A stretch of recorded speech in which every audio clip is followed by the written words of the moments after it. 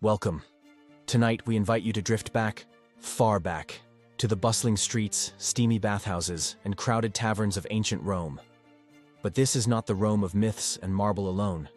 This is the Rome of cracked cobblestones underfoot, of smoky kitchens and echoing alleyways, of ordinary lives lived under the shadow of emperors and temples. For the next 2 hours, we will take you on a quiet journey through the sounds, textures, and struggles of a civilization often idolized, but rarely experienced from the inside out. You'll begin your walk as a lowly plebeian, navigating the daily discomforts and unseen trials of city life. Then, we'll watch history shift through the eyes of a single man, Julius Caesar, as his fateful path unfolds in whispers and betrayals.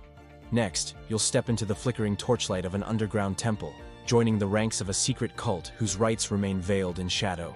And finally, we'll arrive in the atrium of a Roman elite, where opulence is routine, but comfort never quite equals freedom. Let the echoes of sandals on stone carry you gently into the past. And as the streets quiet, allow your mind to follow. Let us begin.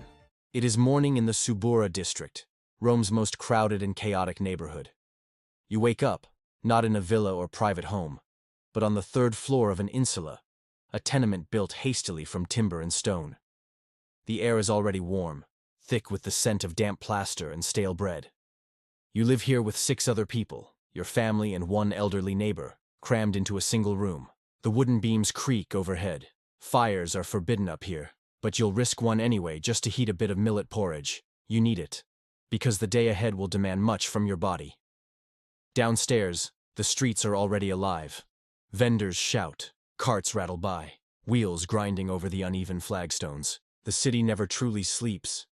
You descend the narrow stairs carefully, too fast, and the steps may give way beneath you. There have been collapses before. On the street, the smell changes. It's stronger now. Animal dung, sweat, boiling oil, and the faint sting of human waste thrown from a window above. You know not to walk too close to the walls. That's where things fall. You keep to the center, eyes forward, step steady. Your job today is hauling amphorae from the warehouse to a market stall. Heavy, awkward things filled with oil or fish sauce. You make 4 trips by midday, muscles burning, hands calloused, feet sore inside sandals that are little more than strips of worn leather. And all the while, the city pulses. The Forum is a distant dream, filled with senators and marble. You only pass it when you're delivering something. To you, it may as well be a different world. You pause to drink from a public fountain, clear water fed by aqueducts that have run for centuries. The coolness surprises you, a rare moment of comfort. At mid-afternoon, the sun is relentless. Rome offers little shade. The streets funnel heat and trap it between buildings. You try to stay close to the shadow of the taller structures. You know better than to overexert. You've seen men collapse on days like this. By evening, your wages are meager. Enough to buy coarse bread, a handful of olives, and perhaps a cup of weak wine. If you're lucky, you'll share a bowl of lentils with your neighbors. Bathhouses are a welcome escape. Crowded, yes, and sometimes rowdy, but also a chance to rinse off the dust of the day. You lower yourself into the frigidarium, the cold bath, letting your body go still in the chill water. For a moment, you forget the noise outside. But soon, you must return to your insula, climbing once more the dark stairway with a flickering oil lamp. Sleep comes quickly, and it must, because tomorrow you'll do it all again. Life in Rome is no glorious epic. For most, it is repetition, worn sandals, heavy loads, and the constant background hum of empire. But even in the grit and labor, there is rhythm, and the rhythm is what carries you forward. Imagine now that the dust of the Subura has settled, and you are no longer one of the nameless masses. You wear a toga, heavy and finely pleated. You walk with deliberation, aware that your every word might echo through history. You are in the presence of power. You are in the final days of the Roman Republic, and the man at its center is Gaius Julius Caesar. His story is not one of sleep and peace. It is one of ambition wrapped in charm, of power pursued with poise, and of a fall foretold, but not averted. Let us walk gently through it. The rise born in 100 BCE to a patrician family that had seen better days, Caesar was not destined for greatness. but he believed otherwise. He came of age in a time when Rome was in turmoil. Civil war had ripped the Republic apart. Alliances shifted like sand. And yet Caesar's ambition was steady. His charm was legendary. His words, whether spoken in the Senate or whispered into the ears of allies, were deliberate, smooth, effective. As a young man, he fled Rome when the dictator Sulla sought to purge political enemies. But exile taught him resilience. When he returned, it was with quiet purpose. He climbed the political ladder slowly, quaestor, aedile, pontifex maximus, gathering influence like a careful collector of rare coins. Then came the Gallic Wars, 9 years of conquest. His commentaries told of Rome's triumphs. But behind the scrolls were villages razed, rivers run red, and Caesar's name on every soldier's lips. He returned not just as a general, but as a force. The Senate, once Rome's spine, now bent in his presence. The Rubicon, January, 49 BCE. The river Rubicon marked the boundary between Caesar's province and Rome itself. By law, he could not cross it with an army. But law, to Caesar, was a tool, not a wall. He crossed it anyway. No battle was fought at the Rubicon itself. But in that quiet act, on that soft Roman soil, the Republic was doomed. Dictator for life. Caesar won the ensuing civil war. Pompey fled, then fell. Enemies were pardoned, or quietly removed. He entered Rome not as a returning son, but as a conqueror cloaked in clemency. The people adored him, the Senate feared him. And in 44 BCE, he was declared dictator perpetuo, dictator for life. Yet, even in triumph, his days were numbered. Whispers grew in corners. "He seeks to be king," they said. He wore purple, sat alone in the Senate, denied a crown publicly. But the signs to many were unmistakable. To Brutus, to Cassius, to scores of senators, Caesar had become what Rome had once cast out. A tyrant. The Ides of March, March 15th, 44 BCE. The Ides. It was a strange morning. A soothsayer had warned him, days earlier. Beware the Ides of March. His wife Calpurnia begged him not to go to the Senate that day. She had dreamt of blood, of statues weeping. But Caesar, ever theatrical, dismissed them all. He walked to the theater of Pompey, where the Senate met that morning. He entered to greetings, to smiles, and then to knives. The details, though tragic, remain cloudy with time. What we know is that Caesar was stabbed, once, then again, then over 20 times. He fought at first, then succumbed. It is said he saw Brutus among them. Et tu, Brute. Whether he said it in Latin, Greek, or not at all, we may never know. He died not as a general, not as a god, but as a man, alone on a marble floor, blood mixing with dust. The aftermath. Rome reeled. His assassins expected to be hailed as heroes. Instead, the people mourned. Mark Antony stirred the crowd with a fiery eulogy, and within months, Rome was again at war. The Republic did not recover. Instead, it dissolved. Out of the ashes came the empire, and with it, Caesar's grandnephew, Augustus. Julius Caesar was declared a god. His fall was the fulcrum between two Romes. And tonight, as you rest, know that the weight of his ambition still echoes, in statues, in coins, in calendars bearing his name.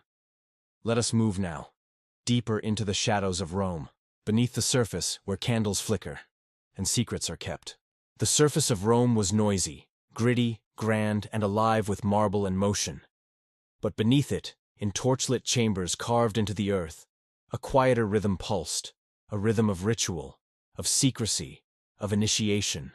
Tonight, we descend into those shadows, to sit beside soldiers, merchants, and officials, deep underground, and witness a mystery that the ancient world held close: the worship of Mithras, a god from the east.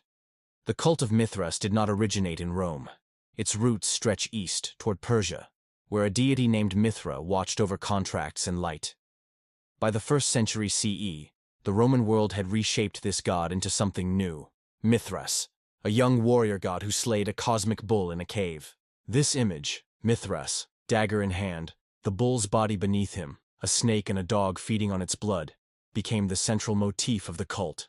Mysterious, symbolic, always carved in silence. The meaning? Lost. Not one ancient text fully explains it. But to the initiates, it was everything. The Mithraeum. To find the worshippers of Mithras, you must go underground. Literally. Mithraea, temples of the cult, were small, cave-like sanctuaries often built below taverns, homes, and military forts. Long, narrow chambers with stone benches on either side. At the far end, always, the Tauroctony, Mithras slaying the bull. It was not a public religion. There were no mass festivals, no open-air altars, no public processions. Instead, you were invited, selected, and then initiated. The 7 grades initiation into Mithraism was not simple.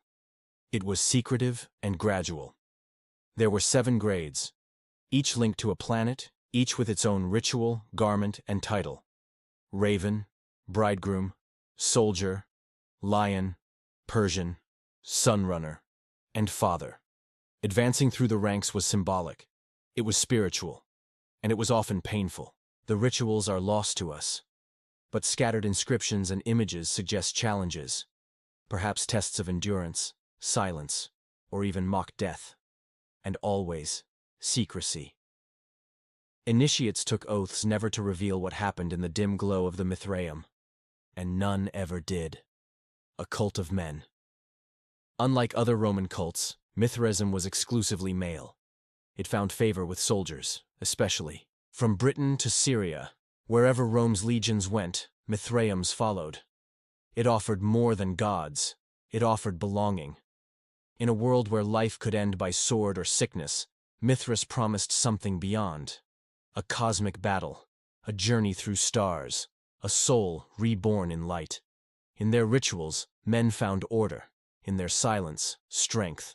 And in the darkness of the cave, a strange form of peace. A quiet disappearance. By the 4th century CE, the cult began to fade.